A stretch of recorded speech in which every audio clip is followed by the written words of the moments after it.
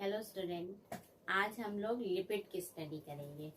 तो लिपिड जो है कैसा होता है, कुछ ऑयली या मोम जैसे ये है, ये सब क्या होते हैं, या फैट जो है ये सब क्या है, लिपिड है। तो लिपिड भी हमारे बॉडी के लिए बहुत इम्पोर्टेंस है, यानी बहुत सारे फंक्शन जो है वो परफॉर्म करते हैं। जैसे कार्बोहाइड्रेट और प्रोटीन हमारे बॉडी के लिए इम्पोर्टेंट है, वैसे ही लिपिड भी बहुत इम्पोर्टेंट है। तो जो ये लिपिड होते हैं वो किसके कंपोनेंट होते हैं, कार्बन, हाइड्रोजन, ऑक्सीजन, और कुछ जो है इसमें जो है सल्फर भी पाया जाता है, सल्फर और नाइट्रोजन भी होते हैं। तो लिपिड जो है यौगिक या कंपाउंड है वो किस प्रकार के होते हैं, विभिन्न प्रकार के ऑयली या मोम के समान कार्बनिक पदार्थ होते हैं जो जल में अविलय होते हैं, किंतु ether, chloroform, benzene, acetone, petroleum में ये विलय होते हैं।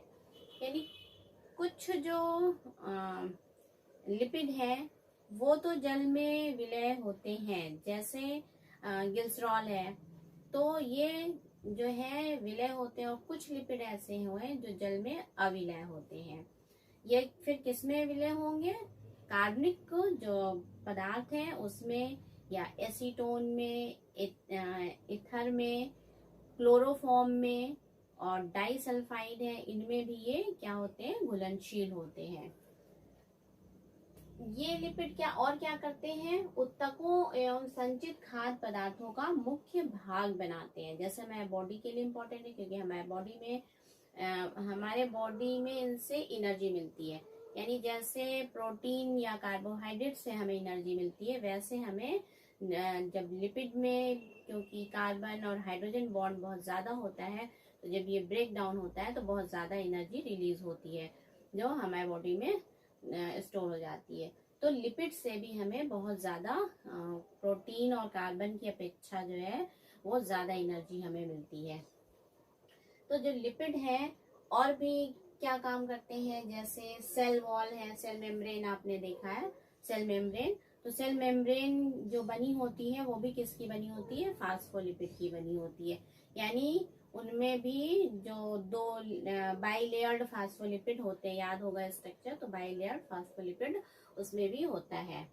तो लिपिड क्या है, लिपिड जो है वो ऑयली या मोम के समान कार्बनिक पदार्थ है जो जल में अविलय, किंतु ईथर, क्लोरोफॉर्म, बेंजीन, एसीटोन और पेट्रोलियम, ठीक है, एसीटोन और पेट्रोलियम में क्या होते हैं, ये विलय होते हैं, यानी घुलनशील होते हैं। और उत्तकों एवं जो उत्तक है, संचित खाद्य पदार्थ है, उसमें जैसे सीड वगैरह हैं, उनमें क्या होते हैं, मुख्य भाग बनाते हैं। अब लिपिड क्या है, जैसे एग्जाम्पल फैट हो गया, फास्फोलिपिड हो गया, वैक्स हो गया, ठीक है, मोम हो गई, और कुछ टर्पेनॉइड भी लिपिड्स होते हैं। टर्पेनॉइड कहते हैं पिगमेंट को, जो पिगमेंट होते हैं वो भी लिपिड होते हैं। स्टेरॉइड हो गया, ये सब क्या है, लिपिड के एग्जाम्पल है। अब हम इनका क्लासिफिकेशन, पहले लिपिड का स्पेशल कैरेक्टर देख लें कि और क्या लिपिड का स्पेशल कैरेक्टर है, तब हम इनका क्लासिफिकेशन करेंगे। तो कुछ स्पेशलाइज्ड कैरेक्टर्स होते हैं लिपिड के। लिपिड में जो ऑक्सीजन है वो कार्बन, हाइड्रोजन की तुलना में कम होती है। यानी कार्बन और हाइड्रोजन जो है वो लिपिड में बहुत ज्यादा होते हैं। इसी वजह से जब ये कार्बन हाइड्रोजन का जो बॉन्ड है ये ब्रेक डाउन होता है तो बहुत ज्यादा एनर्जी रिलीज होती है। अधिकांश लिपिड जो होते हैं वो अल्कोहल और वसा यानी फैटी एसिड कहते हैं, अम्लों के संघनन से बनते हैं। यानी लिपिड जो बने होते हैं वो किससे बने हैं, अल्कोहल और वसा अम्लों के संघनन से। लिपिड को आप ट्रू जो है वो मोनोमर्स नहीं कह सकते, यानी लिपिड का कोई ट्रू मोनोमर्स नहीं है कि वो उनसे बना हो, उन मोनोमर्स की उन मोनोमर से वो चैन बना लिए हों।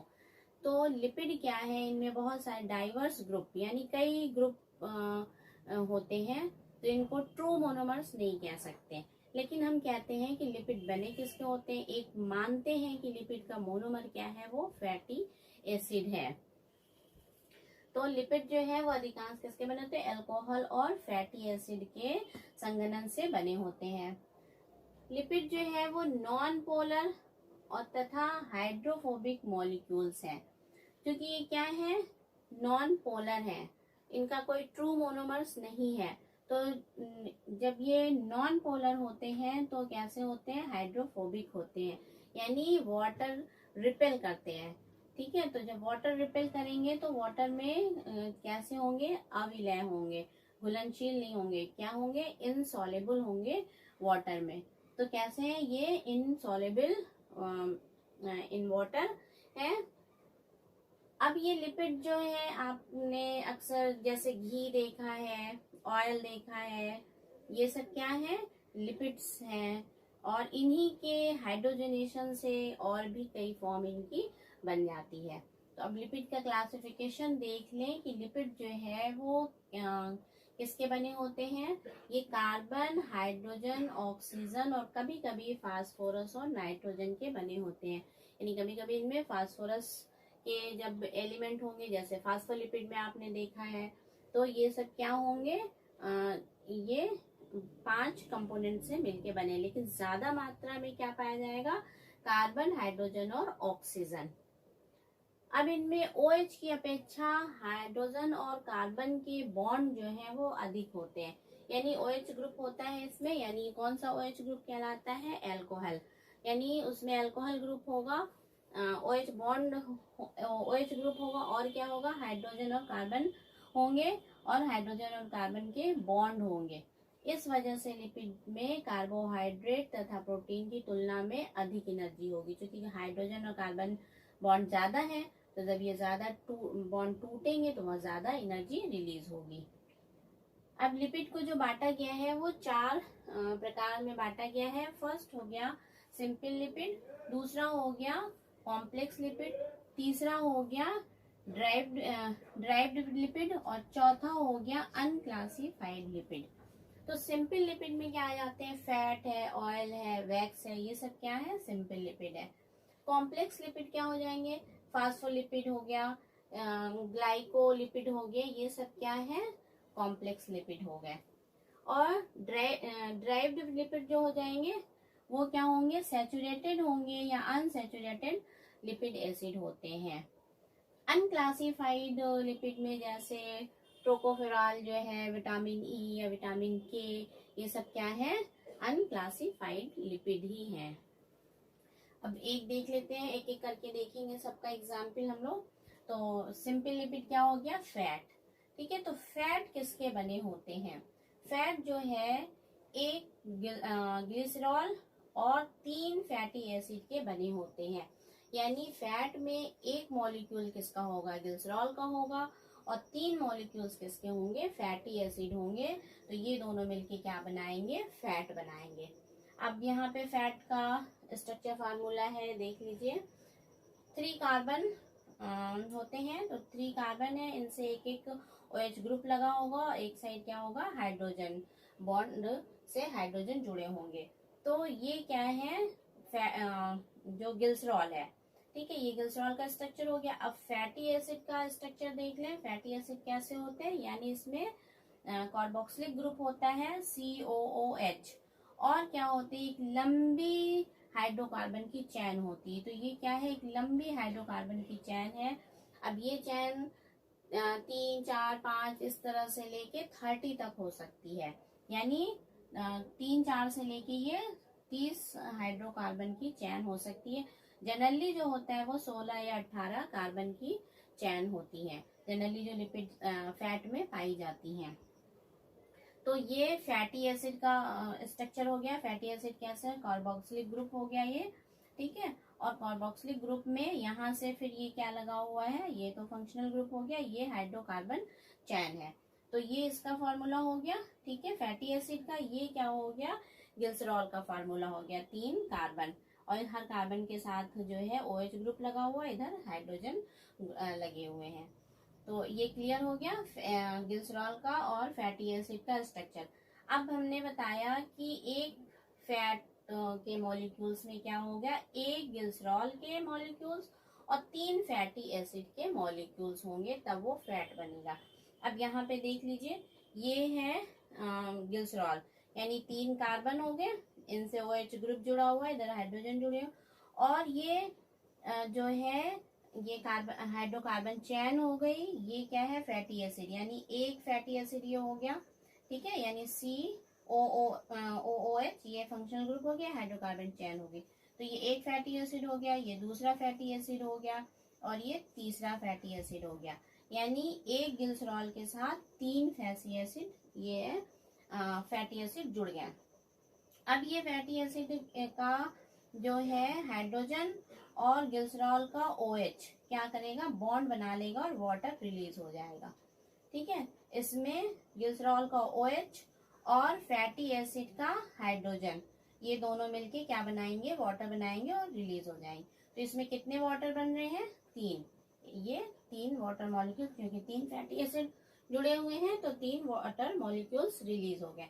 अब इनका स्ट्रक्चर कैसे हो, फैट का स्ट्रक्चर क्या बन जाएगा, ये, यानी ये वाटर निकल गया। अब ये O जो है इस कार्बन के साथ आके जुड़ जाएगा, यानी यहाँ पे आके ये जुड़ जाएगा, तो ये आके यहाँ पे ये जुड़ गया, तो ये एक फैटी एसिड हो गया, 2, ये 3, तो 3 मॉलिक्यूल्स फैटी एसिड के जुड़ के किसके साथ, एक मॉलिक्यूल ग्लिसरॉल के साथ जुड़ के क्या बना लिए, ये फैट का स्ट्रक्चर हो गया। जनरली फैट का स्ट्रक्चर ऐसे ही होता है। अब इनमें जो बॉन्डिंग हो रही है, यानी ग्लिसरॉल की और फैटी एसिड के साथ जो बॉन्डिंग हुई, वो कौन सी बॉन्डिंग कहलाती है, एस्टर। यानी फैटी एसिड में एस्टर बॉन्ड बनता है, जैसे आपने देखा है कार्बोहाइड्रेट में, देखा है ग्लाइकोसिडिक बॉन्ड बन रहा था, और प्रोटीन में देखा है पेप्टाइड बॉन्ड से जुड़े हुए थे अमीनो एसिड। इसी तरह फैटी एसिड में फैटी एसिड जो बॉन्ड बनाते हैं वो कौन सा बॉन्ड कहलाता है, एस्टर बॉन्ड या एस्टर लिंकेज कहलाता है। तो इसमें क्या बनता है, एस्टर लिंकेज बनता है, और क्या होगा, वाटर रिलीज हो जाएगा प्लस H2O, ये इससे वाटर 3 वाटर रिलीज हो जाएंगे, क्योंकि 3 यहाँ पे 3 फैटी एसिड है तो 3H2O रिलीज हो जाएगा। तो ये तो था फैट का स्ट्रक्चर। अब फैट जो है, जो फैटी एसिड है, फैटी एसिड 2 तरीके के होते हैं। एक तो होते हैं सैचुरेटेड फैटी एसिड, और दूसरा अनसैचुरेटेड फैटी एसिड। ये आपने ये देख रहे हैं, तो ये फैटी एसिड का स्ट्रक्चर है। तो फैटी एसिड जो है वो 2 टाइप्स के हो गए, एक कैसा, सैचुरेटेड फैटी एसिड, दूसरा अनसैचुरेटेड फैटी एसिड। तो जब ये किसका स्ट्रक्चर है, सैचुरेटेड फैटी एसिड का है। यानी सैचुरेटेड फैटी एसिड उसे कहते हैं जब उसमें सिर्फ सिंगल बॉन्ड होते हैं, यानी सैचुरेटेड फैटी एसिड क्या हो गए, डिराइव्ड फॉर्म में इनमें सभी सिंगल बॉन्ड होते हैं, जिनसे ये रूम टेम्परेचर पे ठोस होते हैं। सिंगल बॉन्ड होने की वजह से ये रूम टेम्परेचर पे कैसे होंगे, सॉलिड होंगे।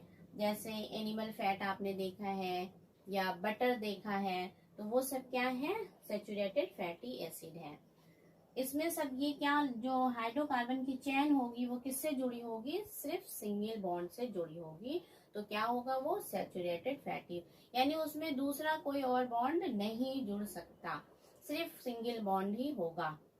अनसैचुरेटेड फैटी एसिड किसे कहते हैं, जब हाइड्रोकार्बन की चेन में कम से कम एक तो डबल बॉन्ड होना ही चाहिए, यानी एक भी डबल, ये हाइड्रोकार्बन की चेन है, इसमें एक और बॉन्ड लग गया तो ये क्या हो गया, डबल बॉन्ड हो गया। तो एक जब कम से कम एक डबल बॉन्ड रहेगा तो क्या हो जाएगा, ये अनसैचुरेटेड, यानी उसमें एक बॉन्ड और जुड़ सकता है, एक और बॉन्ड जुड़ सकता है, एक और जुड़ सकते हैं, एक और जुड़ सकते हैं, यानी 2, 3, 4, 5 डबल बॉन्ड हो सकते हैं, लेकिन क्या शर्त है, एक तो जरूर होना चाहिए। यानी जो अनसैचुरेटेड फैटी एसिड होगा तो ये फंक्शनल ग्रुप तो यही होगा, जो हाइड्रोकार्बन की चेन है उसमें क्या होगा, एक डबल बॉन्ड तो जरूर होगा, तब वो क्या हो जाएगा, अनसैचुरेटेड। यानी वो अनसैचुरेटेड है, सैचुरेटेड होने के लिए उसको और एक बॉन्ड की जरूरत है। तो क्या होंगे ये अनसैचुरेटेड फैटी एसिड, कैसा होता है, इसमें हाइड्रोकार्बन चेन में एक डबल बॉन्ड अवश्य होता है। अब इस वजह से ये क्या होंगे, क्योंकि इसमें गुंजाइश है बॉन्ड की, तो इस वजह से ये क्या होते हैं, रूम टेम्परेचर पे लिक्विड होते हैं, और जब सैचुरेटेड होंगे तो वो रूम टेम्परेचर पे सॉलिड होंगे।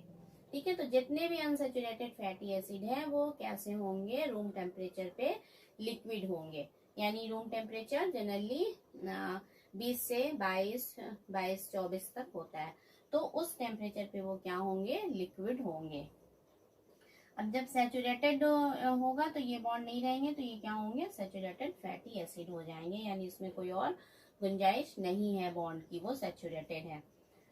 अनसैचुरेटेड में क्या होता है, जैसे वेजिटेबल ऑयल है, क्योंकि वो लिक्विड होते हैं, बहुत सारे आपने ऑयल देखा है, सनफ्लावर, मूंगफली, सरसों का, ये सब क्या है, ये अनसैचुरेटेड फैटी एसिड है। इनमें एक प्रोसेस होती है हाइड्रोजिनेशन जिसे कहते हैं। इस ऑयल में हाइड्रोजिनेशन की प्रोसेस करके क्या बनाया जाता है, वेजिटेबल घी बनाया जाता है। यानी हाइड्रोजिनेशन यानी हाइड्रोजन ऐड करना, तो इसमें क्या करेंगे, हाइड्रोकार्बन की चेन में हाइड्रोजनेशन करेंगे, यानी हाइड्रोजन ऐड करा देंगे, तो ये क्या बन जाएगा, ऑयल जो है वो किसमें कन्वर्ट हो जाएगा, घी में।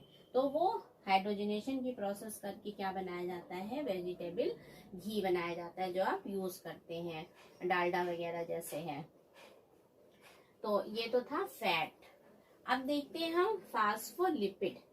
ठीक है, अब फास्फोलिपिड आपको नाम से ही पता चल रहा है, फास्फो यानी इसमें क्या है, फास्फेट ग्रुप है। ठीक है, तो फास्फोलिपिड किसके बने होते हैं, इनमें एक ग्लिसरॉल, ठीक है, 2 फैटी एसिड तथा एक फास्फेट ग्रुप है। यानी इसमें क्या होता है, इस फास्फोलिपिड में एक ग्लिसरॉल का मॉलिक्यूल होगा, 2 फैटी एसिड का मॉलिक्यूल होगा और एक फास्फेट ग्रुप होगा। तो क्या बन जाएगा, जो फास्फोलिपिड बन जाएगा। अब यहाँ पे हम देख लें, ये फैट का मॉलिक्यूल हमने बनाया था, तो यहीं पे हम देख लें फास्फेट कैसे बनेगा। यानी एक ग्लिसरॉल का मॉलिक्यूल हो गया, ये 3 कार्बन वाली चेन, ठीक, OH बॉन्ड लगा हुआ है, और 2 फैटी एसिड है, यानी 2 फैटी एसिड तो ये रहेंगे ही रहेंगे, और एक क्या है, एक फास्फेट ग्रुप होगा। तो यहाँ पे एक फास्फेट ग्रुप जोड़ दीजिए आप, तो क्या हो जाएगा, ये फास्फोलिपिड हो जाएगा। तो यहाँ पे ये, ठीक, PO4, तो ये एक फास्फेट ग्रुप जुड़ गया, तो यहाँ पे क्या हो जाएगा,